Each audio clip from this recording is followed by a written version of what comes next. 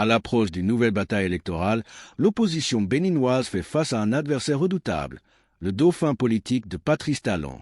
Entre divisions internes, manque de stratégie commune et faiblesse de mobilisation, elle peine encore à s'imposer comme une véritable alternative. Pourtant, l'avenir démocratique du pays dépendra de sa capacité à relever ces défis. Reste une question cruciale, l'opposition saura-t-elle renverser la dynamique ou cédera-t-elle une fois de plus du terrain au pouvoir en place? Pour plus d'informations, abonne-toi, like et active la cloche de notification pour ne rien rater.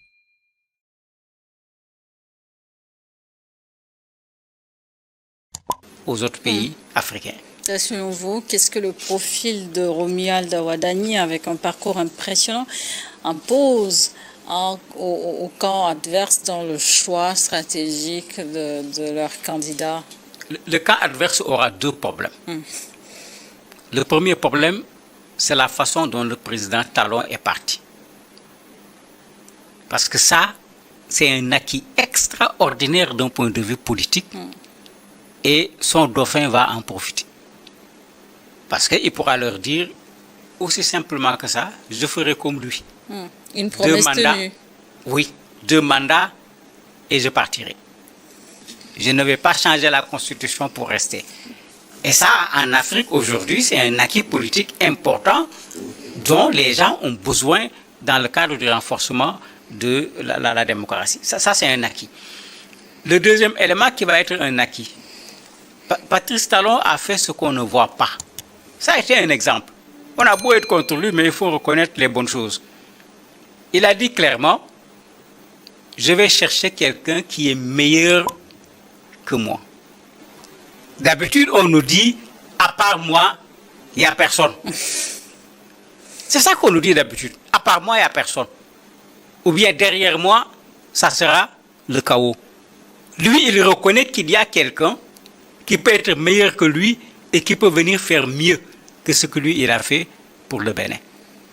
Mais ça également, ça va être un atout. Parce que Talon a été clair, il dit qu'il va l'appuyer au niveau de la campagne électorale. C'est des atouts qu'ils vont exploiter.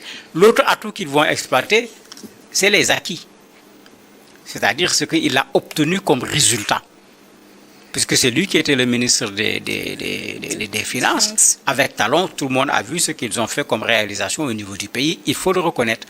Mais l'opposition ne manquera pas aussi de leur faire porter les erreurs de Talon. Le conflit avec le Niger, le conflit avec l'AES, la relation avec la France où tout est dit. Qu'est-ce qui est vrai dedans, qu'est-ce qui n'est pas vrai, il va falloir vérifier. Mais ces éléments, l'opposition ne manquera pas également de les soulever pour le faire porter au dauphin du président Talon. Mais que peut-on attendre de la campagne électorale à venir? A-t-il des signaux sur la manière dont Romuald, par exemple, le profil, le positionnement qu'il va adopter? Il peut prendre le positionnement du technocrate pour créer des problèmes aux gens. Puisque généralement, c'est des gens qui aiment les chiffres, c'est des gens qui aiment la macroéconomie. Bon, il n'a qu'à faire attention, c'est pourquoi j'ai dit il ne faut pas être technocrate seulement. Il faut un peu de politique dedans. Nos populations ne lisent pas sur la base des diplômes. Si c'était ça, tous ces professeurs agrégés auraient été tout le temps les présidents de République et ce n'est pas le cas. Il va falloir savoir s'adresser aux Béninois. C'est la première chose, s'adresser aux Béninois. Il va falloir pouvoir convaincre les Béninois. Et pour les convaincre, il faut les connaître. Il faut connaître leurs problèmes. Il faut proposer des solutions à leurs problèmes. Parce qu'aujourd'hui, les populations africaines, surtout la jeunesse africaine, a une conscience politique qui n'a plus rien à voir avec la conscience politique qui était là il y a 25 ans.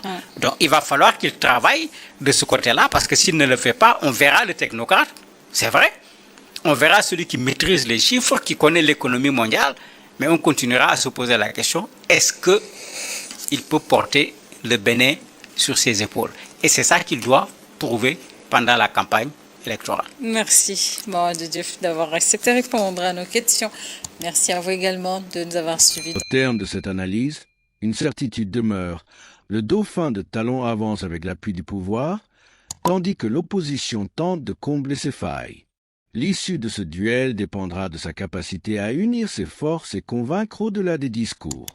Le véritable défi n'est donc pas seulement politique, mais aussi stratégique. L'opposition saura-t-elle transformer ses faiblesses en opportunités avant qu'il ne soit trop tard? N'oubliez pas de vous abonner de like et d'activer votre cloche de notification.